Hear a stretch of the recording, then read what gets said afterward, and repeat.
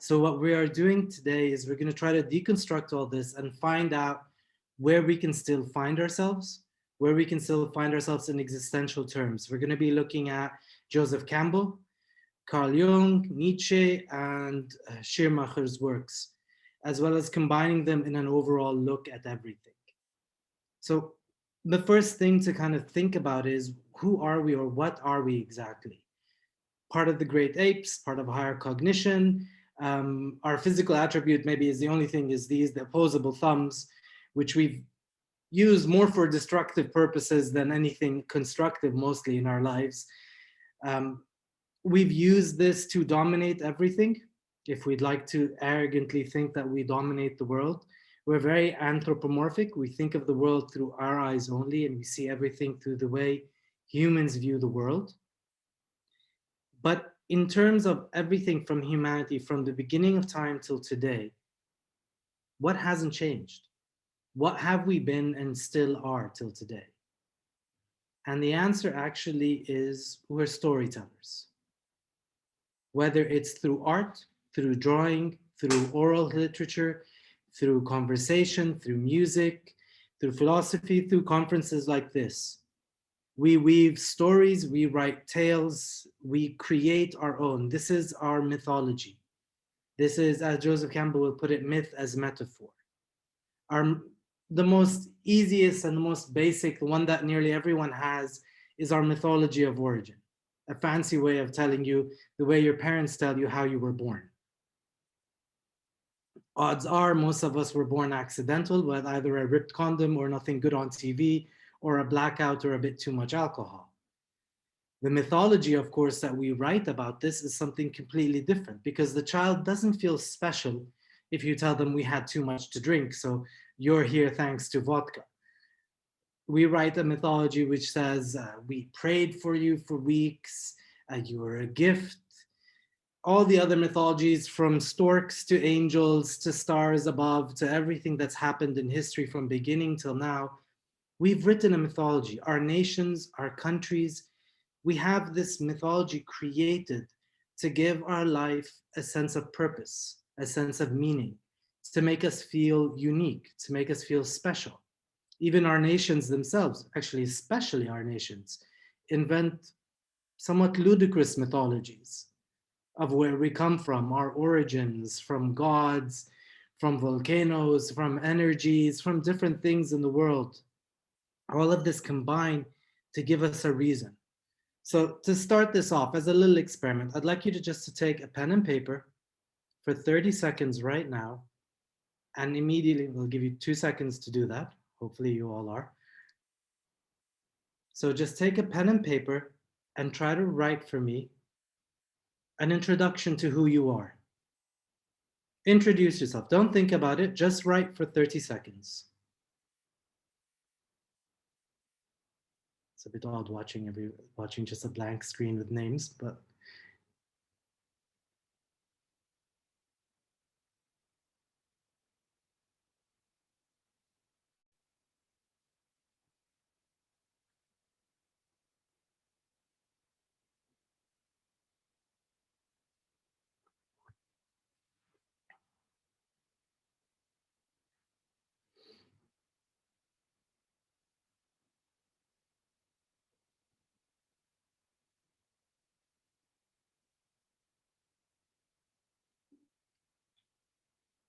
okay. So wherever you are, just stop and let's try a little experiment. If you've written your age, that's not who you are. That's just a temporal state of time. If you've written your name, you had no choice in your name. It was given to you. If you've written your job, that is something you do, not who you are. If you've written where you live, that just happens to be a geographical coincidence for now. You will notice that the first things you tend to write are not who you are, because you haven't really thought about who you are. What you've written mostly is what your job is, what your occupation is, where you fit in the rat race, the mythology that has been constructed upon you rather than for you or by you. That being the biggest difference.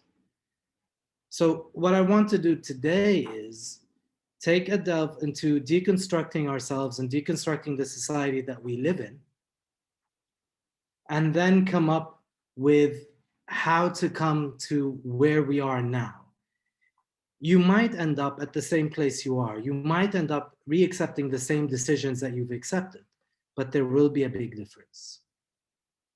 Okay, so let's start with that.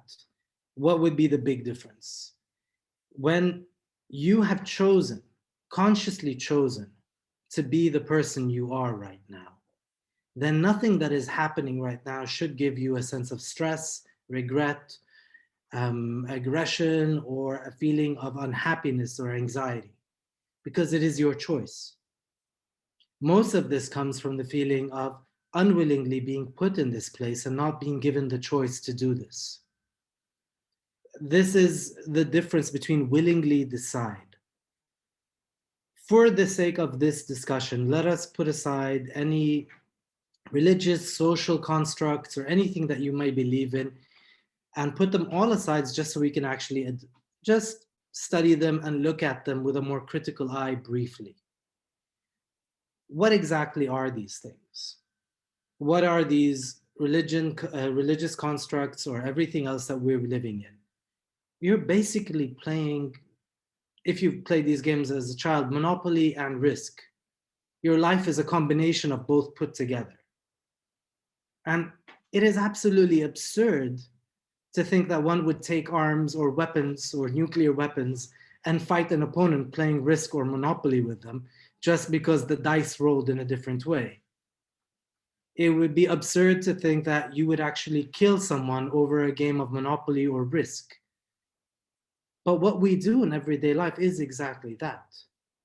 It is a game we've invented. Nations don't exist. They're a creation that we've recently developed. Empires before that, kingdoms before that, going back to cavemen, tribes before that, familiar relationships, all of these are constructs. Constructs we've been put because it is a way to amuse. It is a way to keep us busy during our lives. It is not a bad thing. Going to Nietzsche, if you read the three metamorphoses out of Thus Spake Zarathustra, he says that we begin in the camel stage. And in the camel stage, we are the beast of burden. And this is your early life. This is education. This is where you get programmed. And he says this is a necessary part in life. And you are to learn as much as you can and carry as much of the weight and the burden of education, culture, society, norms, everything. Until one day, you reach so far that the last straw breaks the camel's back. And that's when you become the lion. And the rage of the lion is to destroy everything. And it is very important to understand this. It's not to destroy what we disagree with. It is to destroy even what we agree with and everything else. It is to destroy absolutely everything and return us to a state of nil, to return us to a state of nothingness. He says to defeat the dragon of thou shalt. Thou shalt being your parents, being society, being your significant other, being work, social pressure, everything in the world which has been put upon us in a way that forces us to live. We are, especially today, more than ever, we're brought up from a very early age. The minute you're in school, you have to do well in school to do well in high school. You have to excel in high school to get a scholarship to go to university. You have to get a scholarship in university to go to your higher studies. You get your higher studies so you can get a job. You get a job so you can have money, so you can have offspring, so you can create more rats for the rat race. And maybe you're allowed to think by the time you retire. Maybe by the time you hit 65 or 70, and in some domains, for instance, academia, we've canceled retirement age altogether, which means you run the rat race till you perish, literally run to your grave. So in this rat race, there's never been a pause or given a time where you're actually given a space to say, is this what I want to do? Is this who I am? Is this where we want to go? And this being exactly the issue. We don't want to give you that pause. We don't want to give you that moment of thought. We want you to run the race. Run the race perfectly, be part of the machine, run within it, do not question the structure, do not question the world. Today, even questioning the world has become part of the rat race. Even that has been commercialized, produced, whether in movies, in posters, in t-shirts, and people wear it. If you've watched the rants out of Fight Club, the rants out of Train Spotting, movies such as this, Crash, they all have these kind of beautiful, especially for instance, Irvin Welsh's Train Spotting, it has that why choose life. It's been turned into house music, it's been turned into t-shirts, it's been turned into franchise logos. That's exactly the opposite of what it was meant to be. And this is the, as Zizek would call it, the end of thing, the end of times, where capitalism is actually consuming itself, self-consumptive, and we're just that force-fed customer that's actually consuming himself and paying the restaurant to eat himself over and over and over. And this is where we're stuck. So the lion in Nietzsche destroys everything. You destroy and wipe out everything that exists. And where are you left? You're left with nothing. As Descartes would have reached cogito ergo sum, the end of his thoughts in that, well, the end of what I would consider his logical thoughts in that, because then he takes a deep dive into religion to solve his issues, which is really sad. But until cogito ergo sum, it was a brilliant deconstructive nihilistic ending, which is your thought, your amalgamation of thought, your history of emotions, your sensory reflections from the last 20, 30, 40, 50 years of life. These thoughts, these emotions, this is who you are. And what you are is a constant state of flux and chaos and entropy. What you are changes the minute you, and I use this exercise usually when I give my class. I ask my students to write what you just wrote, but a full page. And then they are to rewrite it. And by the end of the semester, after writing it about 20 times, you realize that if you spend about an hour and write a page or two about who you are, by the time you finish the 2 pages, you would have become someone else. So when you reread it, you will have to re-edit it and change it. And every time you do, you will have to repeat that over and over and over again. You will constantly change, and every time you reflect upon who you are, you will change again and again and again and again. And this is what we're looking at. So the last stage in Nietzsche, he says the newborn babe, the child. And why that? Because the child invents lies and believes them and lives them. At the end of the day, reaching nihilism, reaching Descartes' and I think therefore I am, is not enough to exist, well, beyond a lot of alcohol and smoking at night and a deep philosophical conversation. When that wakes up, when you wake up the next day with a hangover, you still need to function. Voltaire would have said, plant your garden, go live your life, do the practical things. You still need to find a way. So you need to invent the new lies, the new world. You can choose to invent the structure that already exists. You can choose to accept the structure, the job, the place you are in, but you have chosen to accept it. You're no longer a drone bee. You're no longer being forced by the hive to move the way the hive wants. You've chosen to be part of the hive because, well, let's face it, we've got nothing better to do from here till we die. So we might as well invent something to actually occupy ourselves. We might as well, the more you read, and this is always something we teach in philosophy and in psychoanalysis, the more you delve into this, the more you study this, the less you know and more confused and perplexed you are. And it's what creates interesting works. And maybe when you read our articles or the books, it's why we sound so psychotic at times, because we borderline are.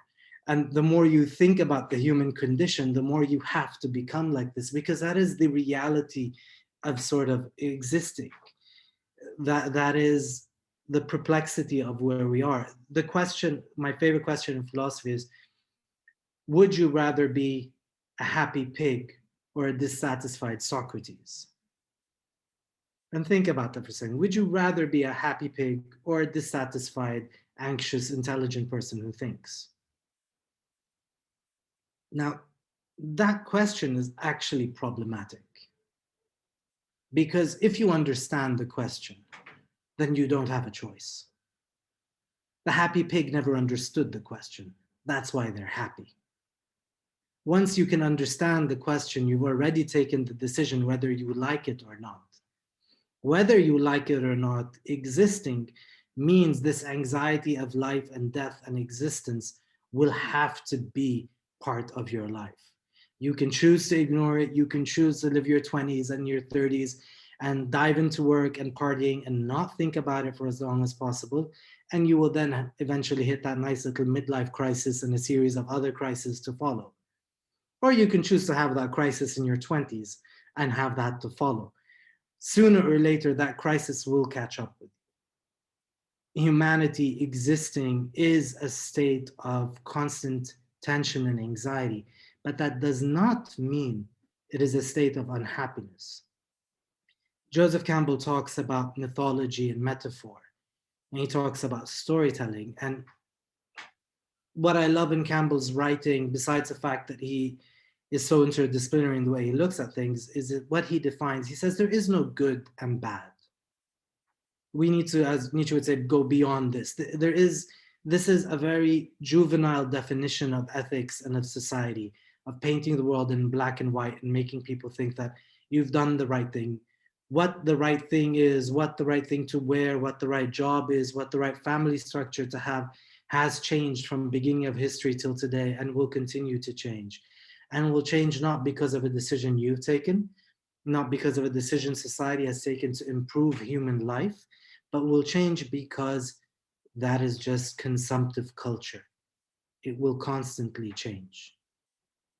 Your road to bliss, as Campbell would say, is in figuring out your mythology. So Campbell talks about the journey of the hero's arc. And it's given an easy example is think of any action movie, any typical American Hollywood action movie, kind of a Bruce Willis Die Hard movies. Very dumb, very easy, very masculine, macho, retro kind of concept. But the male goes off to see the heroine, killing all the bad guys. Of course, let's erase the fact that he actually accidentally kills about 10,000 usually innocent people on the side in order to save the person he loves. He kills 10,000 other loved ones. Forget that. That's insignificant for now. But he goes on this external journey from the beginning, from his comfort zone, where he's called to action, called to work, called out of his comfort zone into the world of adventure. He goes on this journey and comes back, and the movie always ends at the same place it began. As did the Odyssey, as did the earliest work we have, which is the Epic of Gilgamesh. It starts at the walls of Babylon and ends right back there at the end, with him not having found eternal life, with him not have found anything. And the point of the journey, Campbell says, is not the external journey. The external journey is the aid for you to go on an internal journey, to actually find who you are.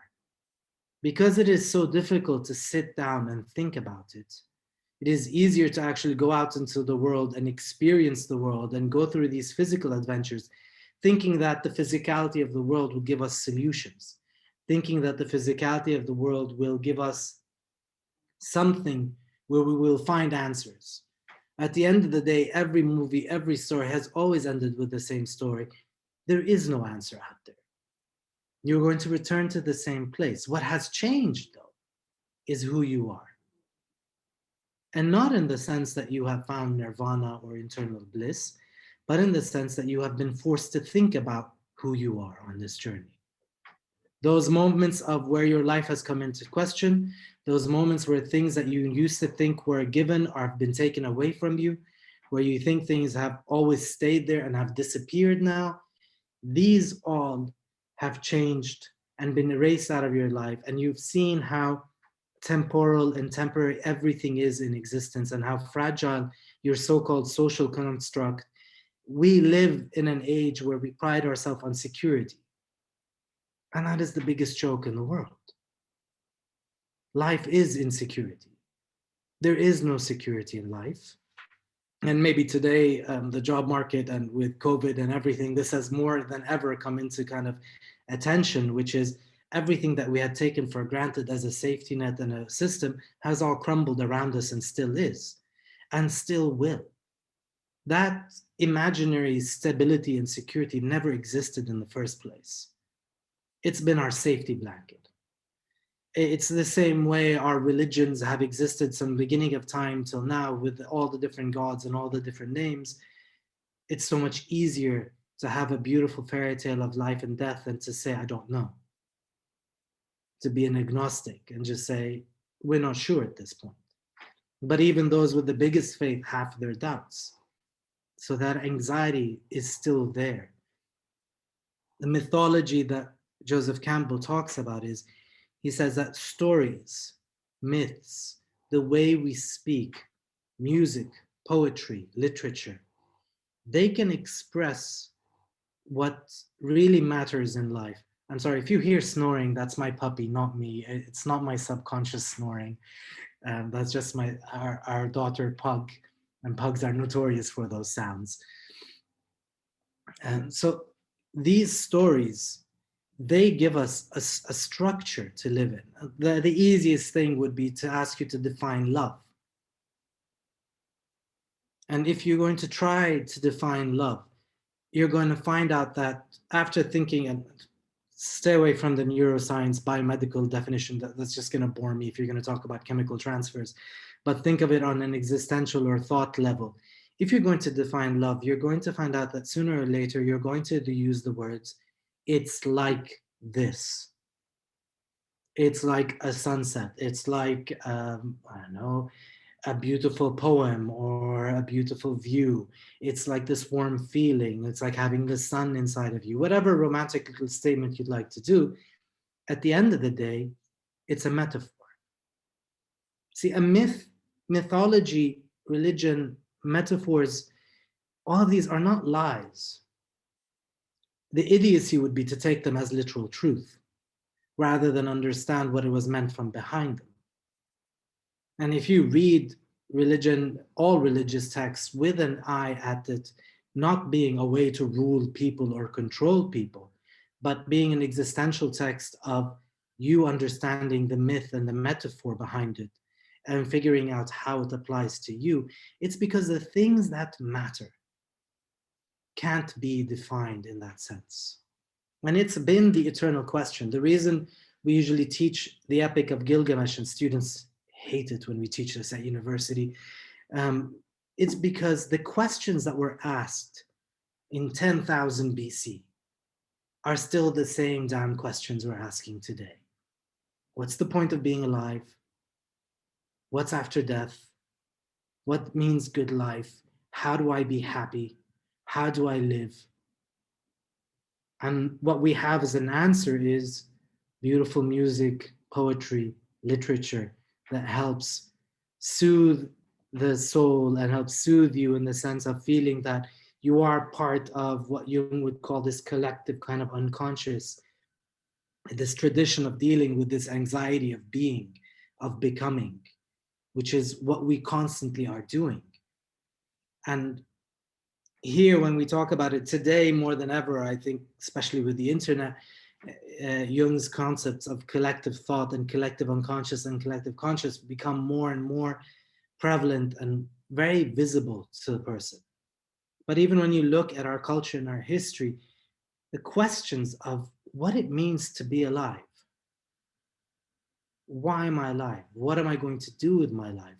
Has been the question that's from the beginning of time. And looping back to the beginning, a lot of people say that, so what if we watch 10,000 commercials a day, or I watch Friends, and I admit Friends is a guilty pleasure for me. Whenever I want to turn off my brains, it's one of those shows you put on. It's kind of Valium or codeine for your brain. It numbs you and puts you in a state of kind of sleep, mental sleep, so that you can deconstruct and de-stress. But what is the effect of watching things 10,000 times? So do me this little thing. I know I can't see your faces. I usually do this in class, so it's easier to tell. Close your eyes for 2 seconds, and let's see what the mental images can do. So close your eyes for 2 seconds. This is an old exercise we do.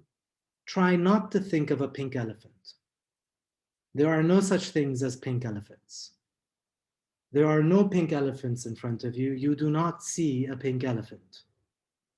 Please do not think of a pink elephant. You thought of a pink elephant. You can open your eyes now, or unless you've all fell asleep, which in that case, just stay asleep. My voice will soothe you through the rest of it. The concept of the pink elephant, this abstract little construct, is our brains are hardwired to think in images and are hardwired to think in a way of repetition.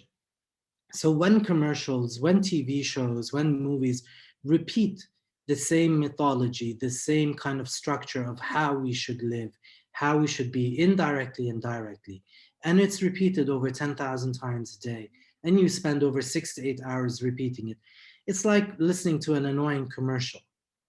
First 2 times you listen to it, you're annoyed as hell. Then you start making fun of it. 2 weeks later, after you watch that commercial, you start repeating and humming the tune. And it stays with you. We are conditioning you. We are programming you now more than ever. We are programming you in ways that you don't control. So unless you take time every now and then to deconstruct everything that's been added upon you, you will very soon lose who you are. And it is something, an exercise that you need to do, especially in today's world of media, over and over again. And in coming back to the third metamorphosis of Nietzsche, in coming back to how we should be or how we should live our life, there are 2 that I find favorite for me. One would be Homogenerator for Wolfgang Schirmacher, and the constant becoming, the creation of one, and the beauty of the not only the acceptance, but the kind of reveling even in your mistakes and in your flaws, because it is part of who you are, and it is part of that pleasure of becoming. And if you think of your memories, the few times you got things right, you barely remember. But everything you messed up through your life, all your biggest mistakes are your fondest memories and your funniest. After the pain of the embarrassment goes away, they do become a big part of who you've become, of that becoming, of that constant flux and rebirth.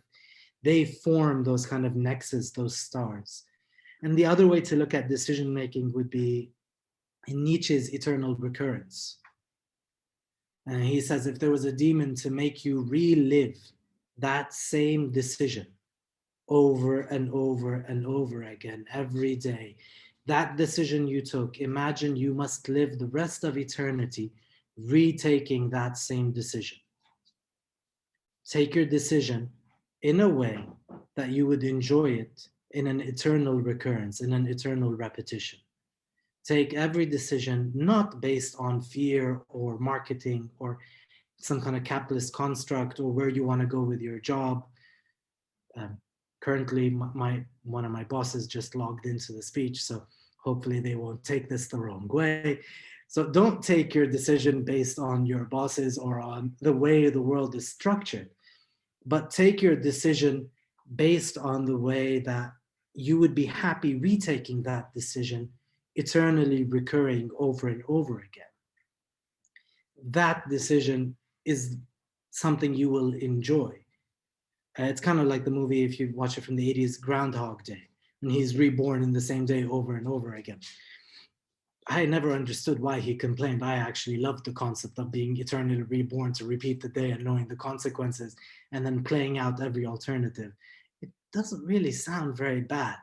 It's a lot better than actually trying a new day every day and screwing up in a whole brand new way and not knowing what the repercussions of that until the day is ended and it's already too late to make up anything for that or change anything or take the other path. It's not Keats's choose the unwalked path. It's not go down the road that others have not gone down. That's not the idea. That's about, if you follow the unchosen path, if you follow the uncharted route because Currently, it's being advertised, especially on Instagram, as the way to be a wanderer and the way to live. You are about as much of a piece of the rat race as the person going to a 9 to 5 job in a suit that he hates. A wanderer who took the decision because it's popular, or a person who took a job because it's secure, is the same place. The idea behind choosing your bliss is knowing what the decisions are and, in a sense, not taking it too seriously. At the end of the day, in the next 2 minutes, hours, days, years, decades, you're going to cease to exist. And right before that moment, when you look back at things, you're going to see how ridiculously futile it is. And how many of us have existed before us, billions upon billions and billions and billions, more intelligent, less intelligent, more attractive, less attractive, achievements or not, buildings built, pyramids built, towers built in your name, mean not much. At the end of the day, you're playing board games. Don't take the game too seriously. Take it as a game. It becomes more fun. It becomes more of a thing you're doing because you are going to distract yourself, and you need to distract yourself because our kidneys and liver can only take so much alcohol and any other substance you can think of to amuse yourself in that time. There is a limit to it, which means in order to go on our next drinking binge, in between the two binges, we have to do something. And that something should be fun. For it to be fun is not a change of decision. It's understanding that the decision itself never really mattered. The decision itself was like choosing a color or choosing an icon when you're playing Monopoly. It was a decision you chose to play that game for that day, for that moment, for that hour. And simply put, since it's not laid in stone, and since there is no bigger definition of good and bad, and since nothing is actually really constructed and everything is flux and everything is in this constant state of chaos and entropy, then why are you stressing? There is this lovely little Buddhist who goes on chanting a little mantra, and he gives you this decision-making things, and he says, why worry? And if you haven't seen it, it's absolutely brilliant. It's about a minute long. He does it a lot better than me, but I'm going to guide you through it. And he goes, either there is something that is bothering you or it's not bothering you. If it's not bothering you, then why worry? If it's bothering you, you have two choices. You can do something about it, or there's nothing you can do about it. If there's nothing you can do about it and it's bothering you, why worry? It's going to bother you anyway, and there's nothing you can do about it. If there's something you can do about it, why worry? Do something about it. And if you've done something about it, and at the end of the day it changed, then why worry? And if it didn't change, again, there's nothing you can do about it, so why worry? It's going to happen anyway. It's a lovely concept. You can apply the same thing to the finitude of your life and to human existence. Why worry? Death is coming anyway. Sooner or later, it's going to happen. Never really worked with me. I mean, it sounds lovely, but when it comes to death, it still leaves me sometimes anxious at night and wanting for a drink or two or three to quiet the noises in your head. But the idea is real. Why are you taking it so seriously? Do you really think it matters that much? Yes, I've been a teacher for 20 years now. Lovely. I've had amazing connections with my students, and I absolutely love it and I adore it. And I love conferences like this. And you reach and you communicate, and it's a big joy in life. And it means absolutely nothing at the end of the day when you look at the bigger picture. At the end of the day, it is things we are doing. So the best we can do is amuse ourselves as much as possible and amuse each other, and just exist in that state where we create our own mythology. And if we don't like it, change it. It is that simple. If you don't like the mythology that's present, change. I don't mean change the world. The world is broken, always has been, always will be. Leave it that way. It wasn't your problem to begin with, and it's not your place to set what others should think or what others should do. It is your issue. your mythology inside this all. You are to create you. So your only problem is if you're not happy, you're the issue.